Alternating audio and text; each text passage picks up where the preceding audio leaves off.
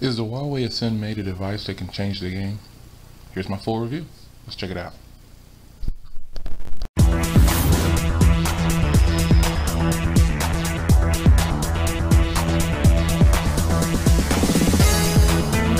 Hey guys, welcome to another video. So this is my full review on the Huawei Ascend Mate2. So what we're going to do is we're going to cover a few things about the device and just have a quick talk about it, like always in a full review. Don't want to stretch it out too long, so let's jump into this. So the first thing I'm going to talk about obviously is the design of the device. So with the design of this device, you've got a 5 megapixel on the front there. You've got a 13 megapixel on the back with a single LED flash. You got the headphone jack and a noise cancellation microphone up top, volume rocker on the right side, power button.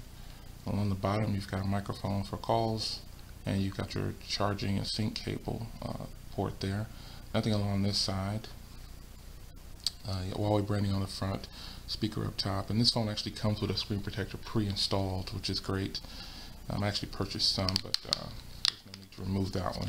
Speaking of removing, you can actually remove the back, and here's where you'll see the 3900 or 4050 milliamp battery that you have on your device depending on your region, SD card slot and SIM card slot, and you can see the battery is not removable, but with such power you won't need to remove the battery. One last thing inside of here is the speaker grill. You can see the speaker's port is right there. So the design of the device is definitely pleasing. It's got a 6.1 inch display.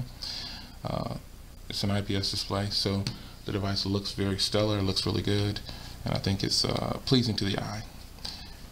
It is a 720 display. To the people that might think that means something, it is a 720 display, which is an HD display, so it's still good. So as far as features go, the Huawei Ascend Mate2 comes with what they call Motion UI, where there's no app tray.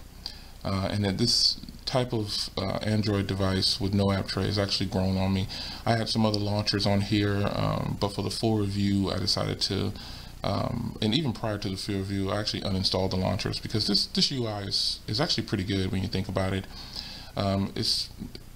If you're not open to change, then you're probably going to have a problem, or you do already have problems with life, because change is something that's always good. So, and they've been doing this in Motion UI. This is 2.0, so you know they've been doing it like this for a while, and it's actually grown on me. Not having an app tray really isn't a big deal at this point, because I still have access to all my applications and things like that. So I just put them in folders. I had them all spread out over the device, and I had this page set up differently, but a few days ago I decided to just uninstall all the other launchers and just have the stock launcher, which is more than enough because I like quick access to things.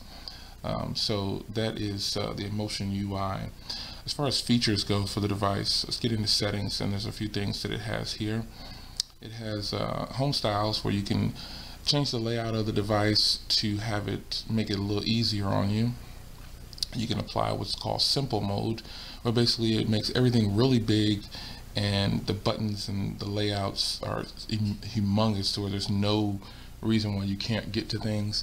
And also it makes it easier for quick access to the things you might use the most: your phone, your messaging, your contacts, your camera, the music, the gallery on the front page. And this page, I've customized it to the way I want it to be. These all can be customized by just long pressing, and you can delete the things that you don't want and change. So looking at this, these top 5 items can't be changed, but going forward with music, gallery, and all these on this page, you can actually customize them. Anything that has the little minus button by it, you can actually customize and change. So simple mode is very nice actually, and it could be somewhat of a battery saver for you because there's no widgets or anything. It's just these 2 up top here, and that's it. So in order to get back to standard, you just press the standard home and it takes you back to where you were before. So that's a nice feature there.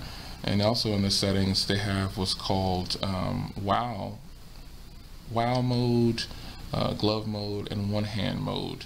Now, one-hand mode just kind of shrinks the keyboard if you're using the default keyboard, the Huawei keyboard, but actually since the default, because mine came with the default for stock Android as the default keyboard, and that's where it's been. The Huawei keyboard isn't really good.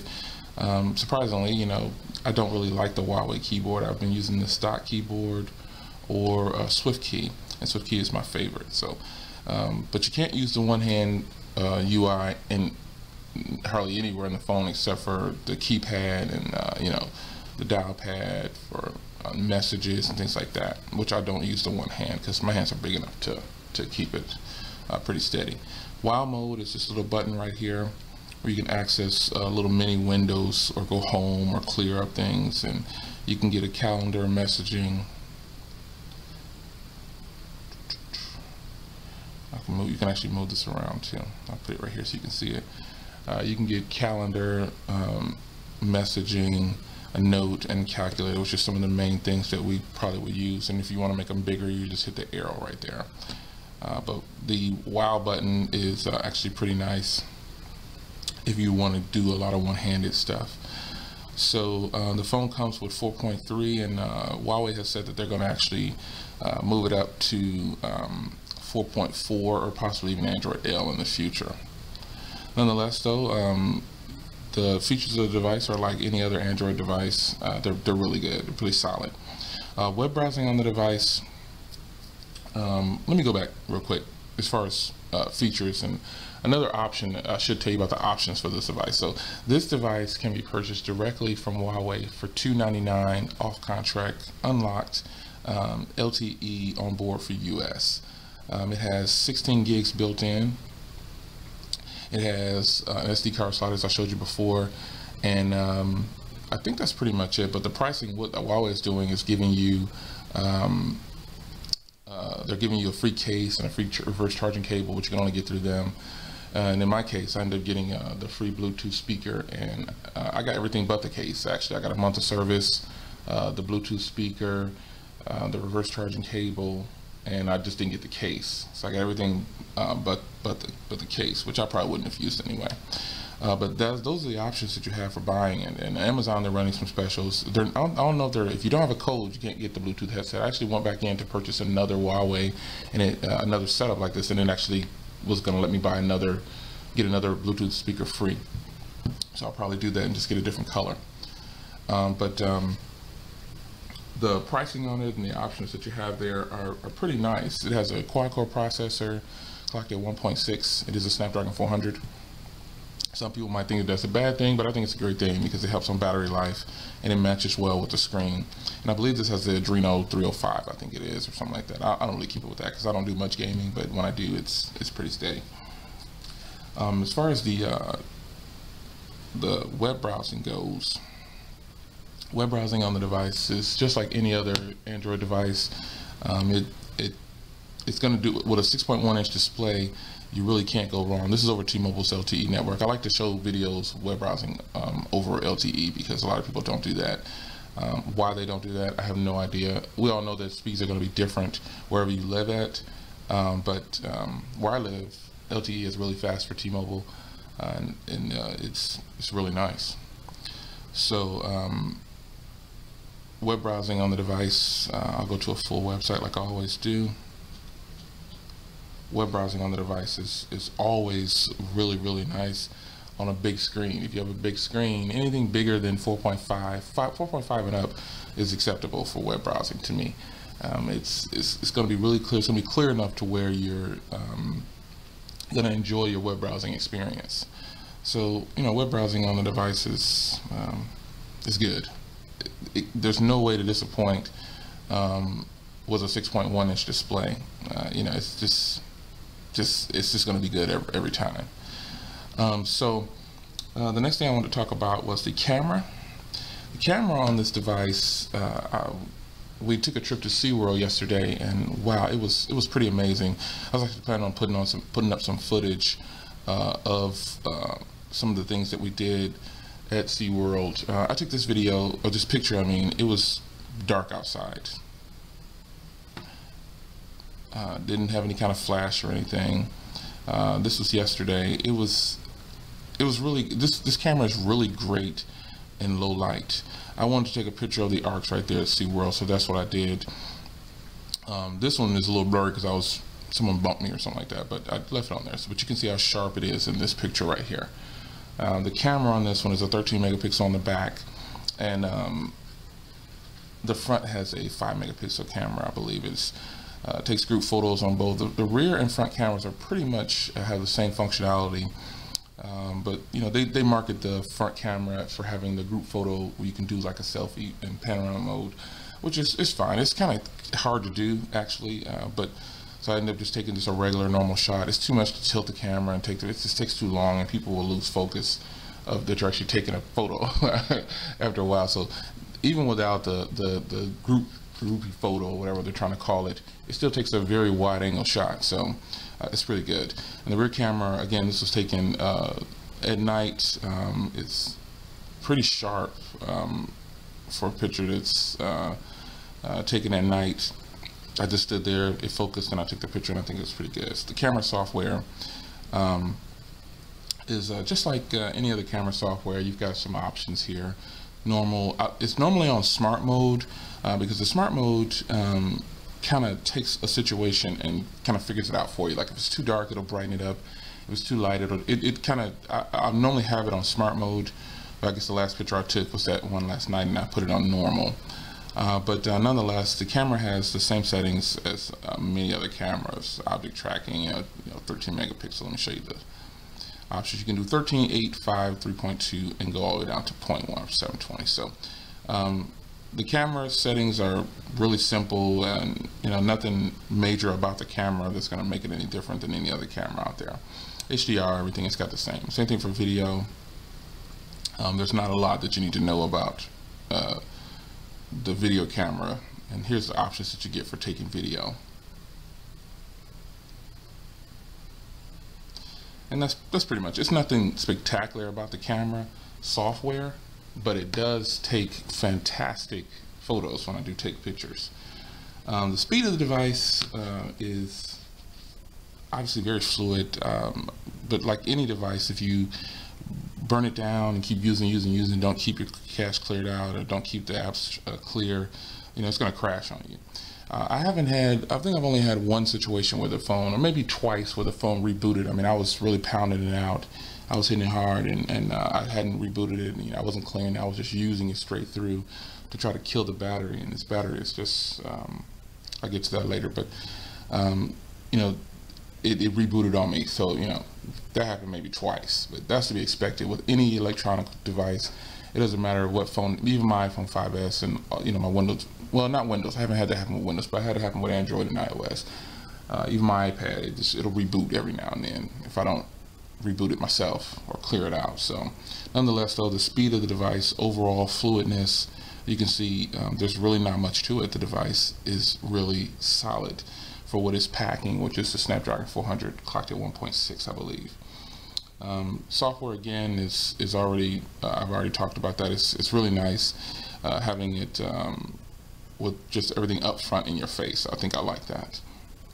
Lastly though, I did touch on the battery, but the battery itself, let me get into some shots here, because I've been tracking the battery. That's not what I want to show you. You don't want to see that. Battery is fantastic. Normally I get about a day, day and a half. Normally I'll get, but the battery on this thing is just phenomenal. I mean, there's really no way to say it. There's not a phone out today that has battery life like this. Especially when you're doing a lot of media content, the videos and things like that.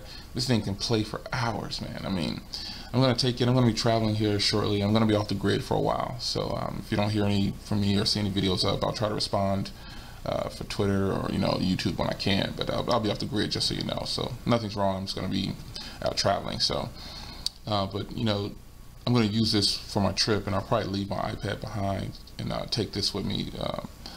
And use it for everything that I would normally use when I go on a trip. I use my phone for GPS, the normal things when I need to. But the battery life on this thing is just ridiculous, man. It lasts for days on. And with that, I'll transition on over to the Huawei Ascend Mate Bluetooth speaker. The Bluetooth speaker here, I tested this out. I charged it, and just so you know, I've had this for a while, and I've only charged it twice. The first charge that I got off of it, I mean, this battery, it's really bright on camera, so I don't know how, I don't have the best camera, but I got three bars left, and that's basically 75% when you read the manual. All four, it's 100, and so on, 25% increments. But I use this, and I used it. I mean, I played this thing all over the house. I linked it to my iPad, to the phone, to other people's phones. I just used it up, and it took about a week for it to actually die. I think I'm on my second charge from having this, and I've had it since the 23rd. I don't know when I've had it. I've had it for a while, but it took about 7 days for this thing to actually die. It's just gotten better. I found myself using this a lot more than I thought I would. Sound quality obviously is fantastic. It's just a really good speaker. Yeah, sitting on top of this motherfucker. The sound quality, ridiculous, man. I mean, I can't stress it enough. If not, it's still worth $99. A much better purchase than the Pill and some of the other ones out there. Now, I've had experiences with them, and I think a lot of people buy into name brand before they buy into quality. So I think Huawei did a good job with this particular speaker. Overall, how I feel about the device itself. In my eyes, I think this device deserves about a 9.8. The only reason I could say that about the device itself, I like to, when it's out of the box, that means taking it out of the box. And a 9.8 is high for a device like this. The price point is right. The battery, there's tons of great features on this. But from an end user's point of view, most end users won't buy a device this big. My personal rating of the device is a 10. But overall end users, when you think about it, most of them don't want a device this big. Now, the tides are shifting now. So most people enjoy a device that is this big, and people are shifting towards 5 inches and above. But I think this device is really solid. Only thing I could ask for is that more onboard storage would be great. Also, probably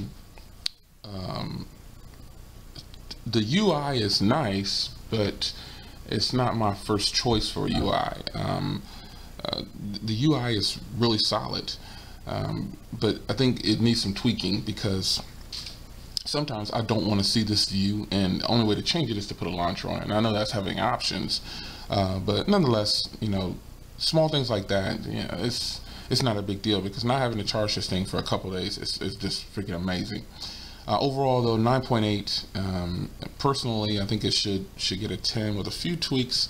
But Huawei Ascend Mate2 users, you've got a killer device, and if you don't have one of these, head over to gethuawei.com and you can get some great treats with it. They're giving away free stuff left and right with it. So I will see you guys in the next video. This is a solid device, and I think it deserves some recognition. Huawei did a great job. Bring more devices to the US and you'll have some loyal followers, and you'll also need to update the software, and people will really jump on board. How about even offering a stock version of this phone for $350? It'll sell, trust me. See you guys in the next video.